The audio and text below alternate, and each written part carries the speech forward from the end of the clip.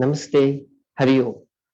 Greetings to you all on this 7th International Day of Yoga.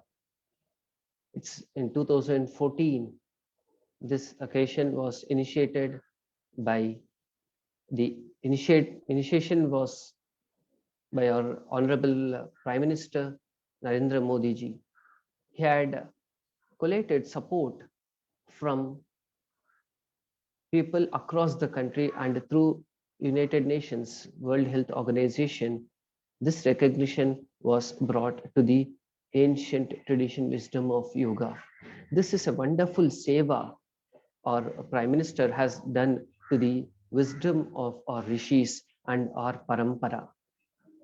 This wisdom is global and this is universal in application.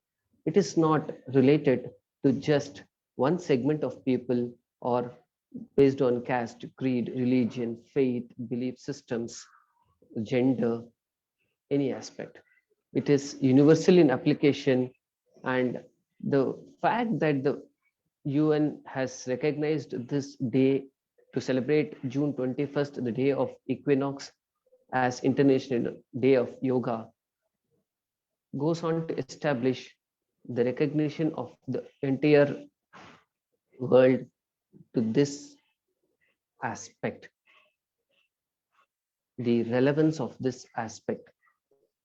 This recognition has opened up minds of millions of people on the wisdom of Indian tradition, yoga. Yes, yoga has been quite popular, especially in the last 25, 30 years.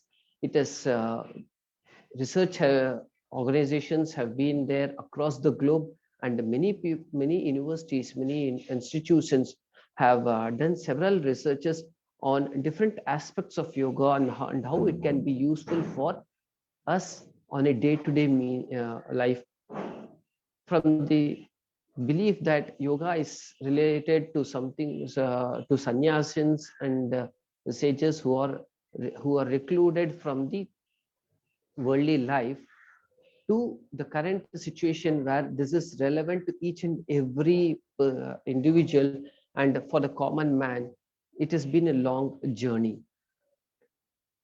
Swami Satyananda has been one of the key contributors in this mission, with the mission which his guru Swami Shivananda has given: take yoga from door to door, shore to shore. He had traveled across the globe and over a period of 20 years had reached to every continent, every country, and established the roots in all the areas. In 2014, when we were celebrating the Golden Jubilee celebrations of Bihar School of Yoga tradition, it's been a great congregation of around 20,000 people. I had the opportunity to be at Munger Ashram and be part of that congregation, that convention that has stepped taken the Bihar School of Yoga teachings, the tradition of Bihar School of Yoga, into the next level. And this morning, as per the mandate given by the ashram, we have not organized any Zoom meetings or virtual meetings or sessions to propagate the message of yoga, and had also shared last yesterday the link for following the message, following the practices as given by the tradition. This morning I have completed the session, I have completed the sadhana as given by as per the mandate given by the ashram. And then once I had completed it and contemplating on that, a thought came to my mind. The message of this year relates to health, happiness, and harmony, the three H's. And I could immediately relate to what we are doing through Ankur YogaPLUS as well. Taking cues from the tradition, teachings of the tradition, which doesn't restrict yoga just to asanas or pranayam, and then of health, which is what most people confine it to. Yoga establishes harmony at three places as per this message. This is what I could recollect, and I thought I will share it with you in this forum now, and that's the reason for this live. Harmony, first, when you talk of health, it also talks of harmony. When it talks of happiness, it also talks of harmony. Health, we are talking of harmony at the physical level. Different cells come together to form a tissue. We all know, and different tissues come together to form a particular function in the body, to perform a particular function in the body, and we call it as organ. And different organs with different abilities come together and work in harmony to form what is called as an organ system. And the different organ systems, say digestive system, respiratory system, circulatory system, excretory system, reproductive system, skeletal system, muscular system, nervous system, different organ systems work in harmony, in tandem with each other to form what is called as a healthy body. So when we talk of health, there is harmony at the physical level.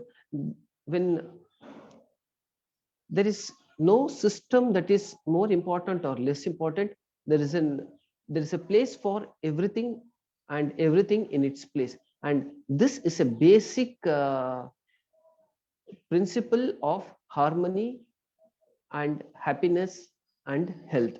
So when the body, different systems work in harmony, then we call it as we are being physically healthy. In this times,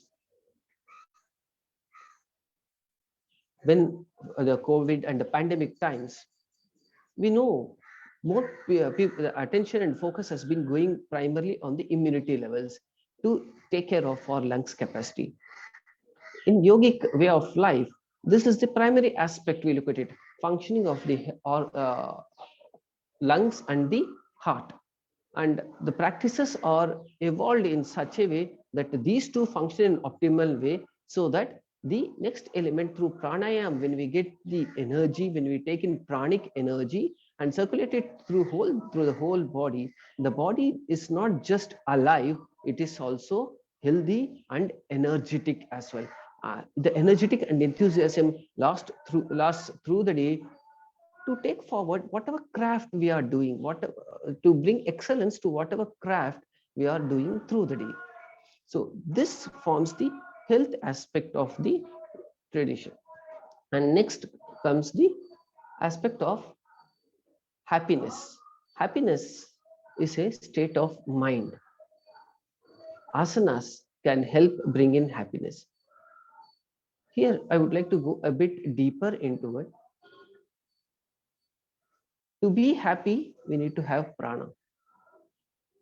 Like we need money for worldly interactions, whether you wanted to buy a house or buy an object, a small toy or a doll, or you want to buy your clothes or you buy your food, whatever it is, you need to have money. Money is an important element of transaction in the external world.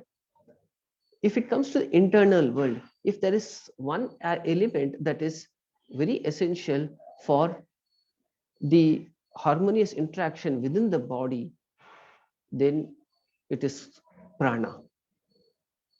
The way we need to have financial intelligence to be financially successful in the external world, we need to have pranic intelligence and high amount of VQ, vitality quotient, for being healthy and also happy. How is prana related to happiness? It's been my practice, which you have seen, say my own experience and the experience of my students also. And when we read the messages of our rishis, sages, and also our own gurus, this message is very clearly evident. When we have enough prana, it first goes to takes care of the health. the survival of the system, the physical body. When there is more prana available, it goes to take care of the imbalances in the mind level, the mental level, and bring harmony in the mind. And this harmony at the mind level, mental level, is what we call as happiness. When there is enough prana, let's take a simple example. When you're sick or running a temperature or not feeling well, what would you do? When someone comes with a request, we get irritated very fast. Is the same request when someone comes when we are healthy and when we are energetic, we would address that. Similarly, when we face a challenge from the external, from in our day-to-day life, what would we do?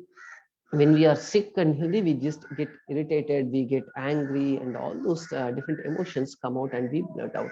And this leads to disharmony in the relationships as well. At the same time, when we have enough prana and enough understanding, the energy is available, and also the understanding is also available, then what happens is, when we have a challenge, when the energy is available, we will put our understanding or our knowledge into action and resolve the problem, and we remain happy. That doesn't disturb us. Unhappiness is a state when we get into, when we are not aware of how to handle a challenge, or when we do not have the energy or the ability to implement the knowledge that we have. Either of the things can be a challenge. So having the knowledge and the ability to implement that is the way that we can go forward in establishing happiness within. Actually speaking, happiness is the natural state of our own being. This is what our scripture says and our tradition says. The unhappiness is because of the disharmony that is happening, because of either lack of knowledge or understanding, or lack of the ability, the prana, the energy to take it forward. So establishing these two is an important element to establish say happiness within, establish the bring out that happiness that is within naturally outside, experience it, and when you experience it, you spread that happiness to people around you. When there is happiness, when you do not have happiness within, you know what you would do. I would not like to go into that in this particular, at this particular moment. One good way to bring happiness, to express that happiness within, what Swamiji calls as the mana pasand, that state of well-being, is to read the messages, good books, messages of our from scriptures. The scriptural messages can be sometimes difficult to comprehend. So we can read the messages from the scriptures, which has been very nicely simplified and given to us by our gurus who are adept in this wisdom. You can subscribe to biharyogamag.net. Go to biharyogamag.net and look into the various articles given in that. And for any issue you have, if you can type it into that, you will get a article that is related to that, and some message, some input you can get from that. And next, the harmony. Harmony, when as per the message, it is talking of the harmony between you and the world around. When you are healthy and happy, you have the energy, and you have a surplus energy more. When you do the practices regularly and have more energy, the objective is to spread that happiness to people around. When you have more money, you would be more easily able to give. And the converse is all the more easier. When you are able to give something from what you have, it can be time, it can be in the form of money, it can be in the form of happiness. When you spread it out, you will get more in return to you. So this is a fantastic insight that is given to us by our tradition. The key is in giving this to the where, giving this to the place where it is required. There are there's a concept called as apatradhanam. Apatradhanam means giving something to someone who doesn't deserve it. So the tradition always says that you validate the need, the if the wisdom that you're giving, if the money that you're giving, if the object that you're giving, if the thing that you're giving will be put to proper use to the by the person who is receiving it.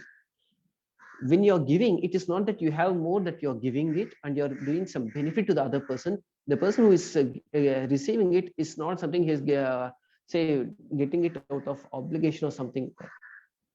Whatever we are giving is a resource that we have, and this resource can help. It can be object, it can be thing, it can be wisdom, it can be knowledge, it can be a skill, it can be money.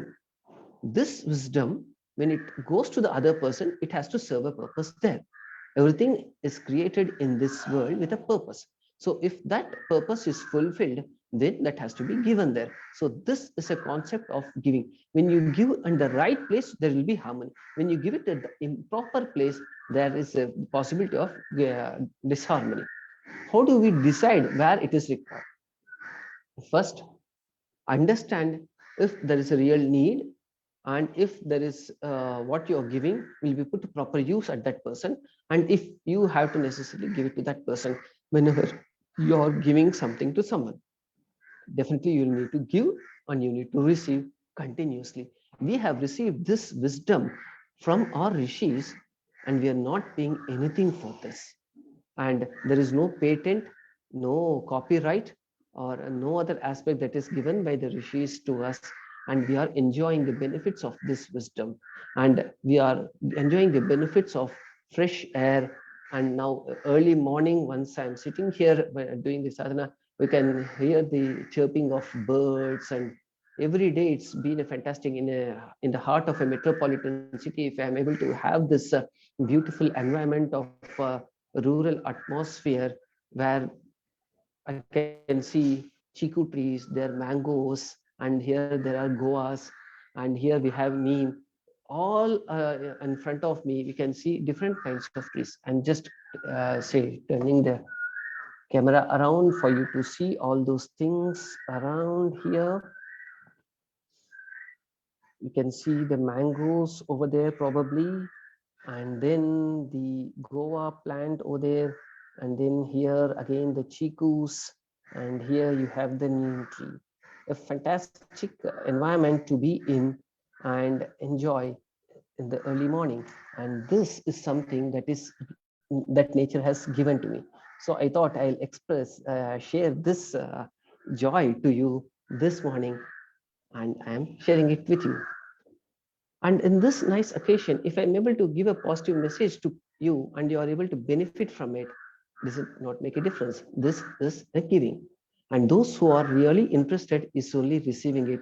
Otherwise, they would simply go away. They would not watch this video till the end. And those who are watching this video till the end, then you will see that when you contemplate, you will identify some aspect. I have spoken about several aspects. Yoga, how it can help in being healthy at the physical level, being harmonious at the mental level, being happy and harmonious with the interaction with the people around. And when we talk of establishing harmony with the people around, there are it's a huge science, but the basic objective is how we can establish harmonies, have the happiness within, and give something each day to someone next to you. In your skill or talent, choose just say 5 minutes or 10 minutes of your time minimum every day, and maybe you can pick up a phone and talk to someone who needs of some uh, say support, or who wants to have someone to listening ear, who is looking for a listening ear. So just talk to them, and maybe you can lift them out of sadness or a feeling of flow or depression. So that can also be a giving. Sometimes a friendly chat, spreading a nice message, talking to someone, giving something to someone who actually is in need of something.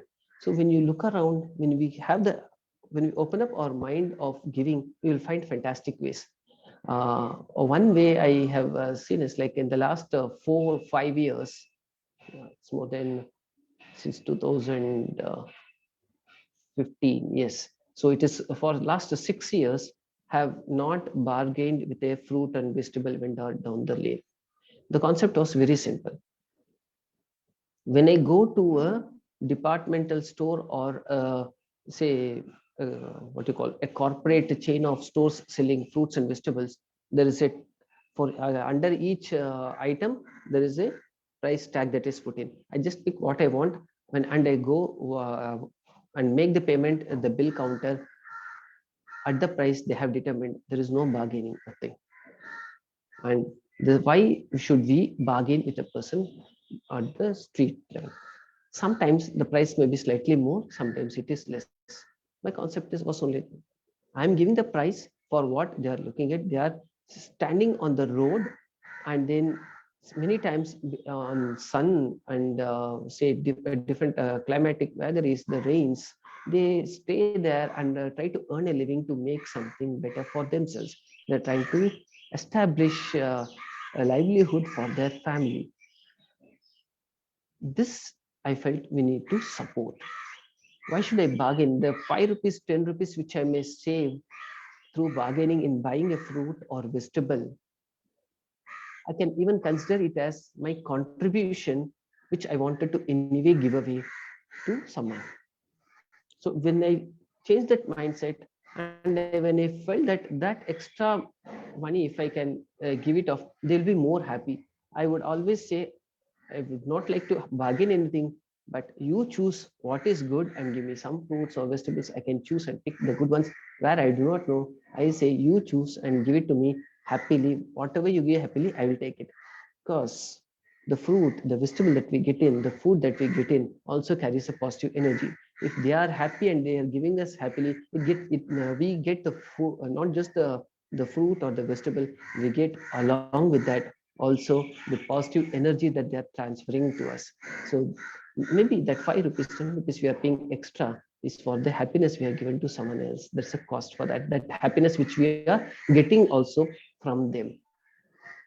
This is a whenever I think of this, whenever I say discuss on this with people around, I've always found a friend or to say, yes, from now on I will stop doing it. At least a score of my acquaintances and friends have confirmed to me that they have stopped bargaining when they are buying from a roadside vendor for fruits, vegetables, or any object for that matter. Maybe I have never thought or I have never planned to share this to you at this moment. It just came as a flow. Probably you want to also inculcate that in your life.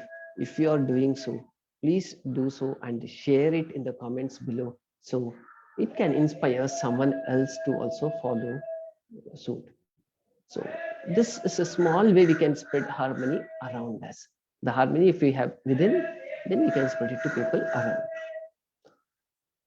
So, yes, this is the three aspects that I wanted to share with you on this occasion.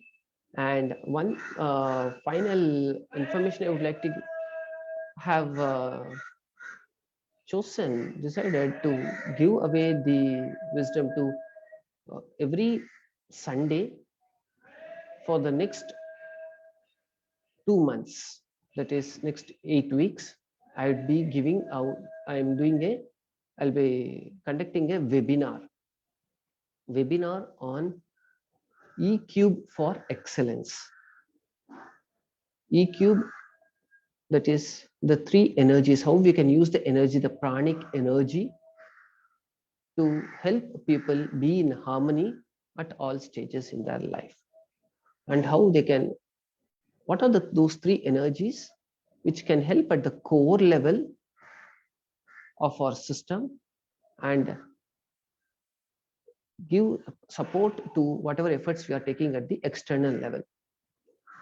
We take so many efforts, we have aims, we have desires, we have goals, we have aspirations.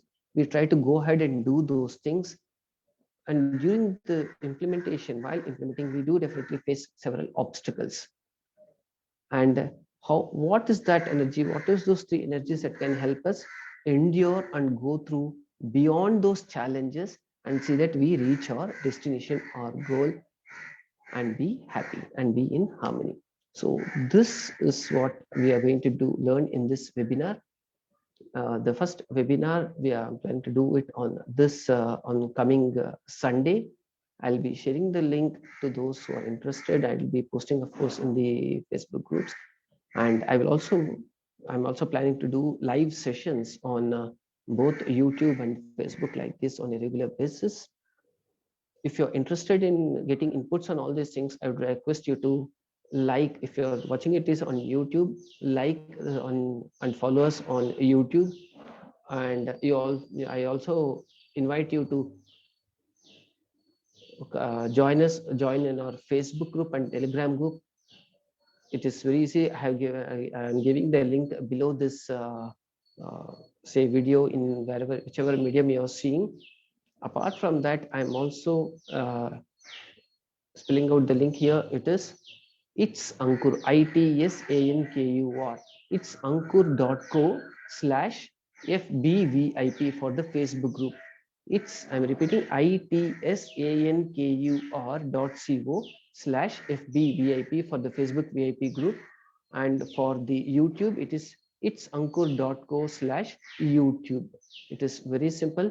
You can just say, type in go into that particular link and then join the group, so that you get regular inputs of whatever initiatives we are doing, and you can be benefited from the inputs that I have received from my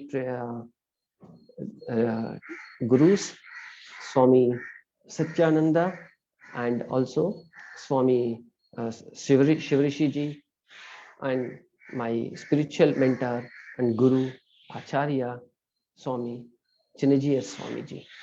So these people have been, these gurus and acharyas have been instrumental in making me what I am today.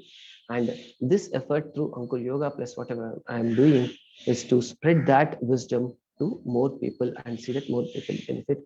So please join us in this mission. If you feel there is something that is beneficial for you, you can join it. And if you feel this can help for someone known to you, they can be benefit from this. Okay, you can also share this link and the information to them. Thank you. Namaste. Hari Om.